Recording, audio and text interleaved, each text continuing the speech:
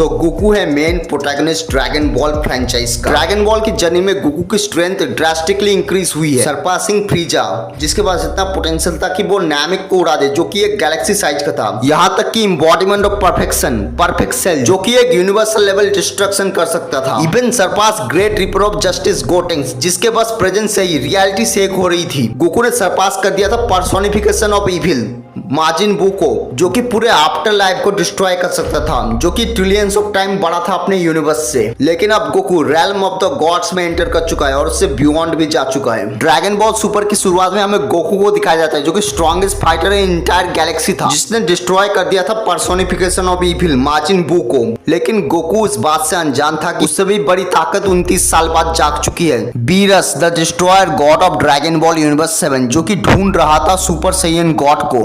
Beerus को पता चला strongest Saiyan in existence Son Goku के बारे में, और वो उससे सुपर सैयन गॉड के बारे में पूछने चला गया। गोकू और बीरस फेस टू फेस आते हैं और गोकू बीरस को चैलेंज करता है एक फ्रेंडली डुअल के लिए। गोकू पावर अप करता है और वो ट्रांसफॉर्म हो जाता है सुपर सैयन 3 में। Super Saiyan 3 Saiyan equal to heaven, जिसने हिला रखा है आफ्टर लाइफ को। लेकिन जब उसका सामना हुआ बीरस द डिस्ट्रॉयर से, तब बीरस ने उसे ओनली 3 हिट में ही डिफीट कर दिया। गोकू समझ गया था कि उसके और बीरस के पावर लेवल्स में जमीन आसमान का फर्क है। गोकू ने इस बात को इग्नोलेज किया कि सुपर सैयन 3 वेजिटो भी हरा नहीं सकता बीरस को। गोकू ने डिसाइड किया कि बीरस को रोकने का एक ही रास्ता है, सुपर सैयन गॉड। सेनरोन ने बताया कि सुपर सैयन गॉड बहुत ही पहले मारा जा चुका है, लेकिन उसकी पावर्स को अभी भी अचीव किया जा सकता है रिचुअल की मदद से। 5 प्योर हार्टेड सैयन्स इंक्लूडिंग पैन अपनी लाइफ को गोकू के साथ मर्ज कर लेते हैं, जिससे सुपर सैयन गॉड का दोबारा जन्म होता है। लेकिन इस बार सुपर सैयन गॉड यामोशी नहीं, बल्कि था अपना सन गोकू। और अब वक्त हो चुका था यूनिवर्स के सबसे इंटेंस बैटल का,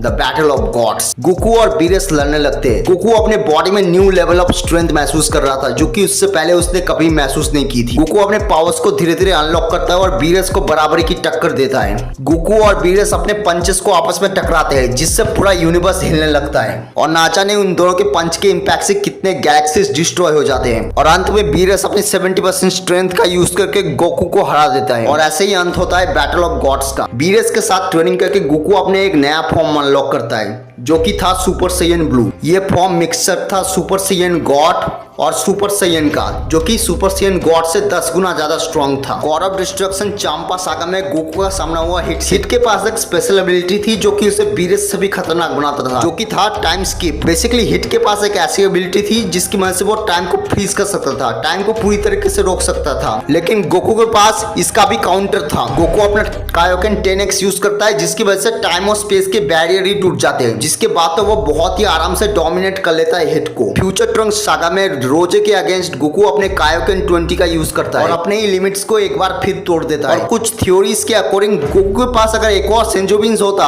तो वो इन्फिनाइट जामासु तक को टेक डाउन कर देता, जो कि टाइमलाइंस तक को खा जाता है। टूर्नामेंट ऑफ पावर में गोकू का सामना हुआ जीरन से, जीरन जिसके पास प्रेजेंस से ही इन्फिनाइट वॉइड हिलने लगा था। गोकू अपने स्ट्रेंथ को टेस्ट करता है जीरन के अगेंस्ट। गोकू अपने गॉड फॉर्म में जीरन को पंच मारता है, लेकिन जीरन उसे रोक लेता है एक ही उंगली से। गोकू सुपर सैयन ब्लू में ट्रांसफॉर्म होता है, और तब जाके वो जीरन को एक अच्छी खासी टक्कर दे पा रहा था, लेकिन जीरन अब भी होल्ड बैक कर रहा था। यहाँ तक कि कायोकेन टाइम 20 भी इनफ नहीं था उसे सीरियस करने के लिए। गोकू अपना ट्रम्प कार्ड यूज करता है, जो कि है यूनिवर्सल स्पिरिट बॉम्ब, बट ये भी काफी नहीं था जीरन को टेक डाउन करने। जीरन इसे बहुत ही आसानी से डिफ्लेक्ट कर देता है और गोकू के ऊपर ही इससे फेंक देता है। गोकू अपने खुद के अटैक से गिर जाता है और वो ऑलमोस्ट मरने की हालत में होता है। लेकिन जब एंजल्स गिरते हैं, वो कभी ना कभी सारी मुश्किलें पार करके फिर से स्वर्ग की ओर उड़ जाते हैं। धुएं को चीरते हुए गोकू उठता है, ऐसी ताकत के साथ जिसे गॉड्स भी अभी तक पा नहीं पाए हैं। अल्ट्रा इंस्टिंक्ट, और अब जन्म हो चुका था एंजल बॉर्न इन हेल का। गोकू के अल्ट्रा इंस्टिंक्ट के प्रेजेंस से ही इन्फिनाइट वॉइड पूरा शेक करने लगा था। अल्ट्रा इंस्टिंक्ट को डिस्क्राइब किया जाता है एक ऐसी टेक्निक जिसमें यूजर की बॉडी अपने आप ही काम करने लगती है, माइंड तक कोई मैसेज जाता नहीं है। इस फॉर्म में गोकू की बॉडी अपने आप ही रिएक्ट करने लगती है। गोकू अब एबल था किसी भी अटैक को ऑटो काउंटर करने के लिए, no matter how dangerous that attack is. और इसके अलावा उसकी ड्यूरेबिलिटी और स्पीड भी बहुत ज्यादा बढ़ चुकी थी। गोकू और भी ज्यादा पावरफुल बनता गया जैसे जैसे टूर्नामेंट प्रोग्रेस करता गया। Goku surpass his own teammate evolution Vegeta. Evolution Vegeta जिसकी स्ट्रेंथ इतनी ज्यादा थी कि वो टोपो को भी ओवरपावर कर। टोपो कैपेबल था अपने एक ब्लास्ट से इन्फिनाइट वॉइड को डिस्ट्रॉय करने के लिए। वो अपने अल्ट्रा इंस्टिंक्ट एक बार फिर अनलॉक करता है, लेकिन इस बार कैप्ला के अगेंस्ट फाइट में। ड्रैगन बॉल विकी के अकॉर्डिंग कैप्ला उस टाइम पे इतनी ज्यादा स्ट्रॉन्ग थी कि वो किसी भी यूनिवर्स को वन शॉट में डिस्ट्रॉय कर सकती थी। हालांकि कैप्ला के पास एडवांटेज था स्ट्रेंथ में, लेकिन गोकू की स्पीड बहुत ज्यादा थी, जिसकी वजह से गोकू गोकू ने कैपला को बहुत ही इजीली डिफीट कर दिया विदाउट एनी स्वेट। गोकू ने जिरेन के अगेंस्ट अपना अल्ट्रा इंस्टिंक्ट आखिरी बार अनलॉक किया। गोकू और जिरेन उसके बाद फेस टू फेस आते हैं और लड़ने लगते हैं। गोकू अपने आप को शार्प करता है और आंख बंद करके जिरेन के ऊपर बराज ऑफ अटैक करने लगता है। उसके बदले में जिरेन भी पूरी स्ट्रेंथ से रिटेलिएट करता है with his full strength and Jiren decide करता है कि इस मैच को अभी के अभी खत्म करने और अपना सबसे ज्यादा खतरनाक अटैक गोकू के ऊपर फेंक देता है। बट गोकू ने अवेक कर लिया था उससे भी ज्यादा खतरनाक चीज को, जिसके रिस्पेक्ट में सारे गॉड्स खड़े हो गए।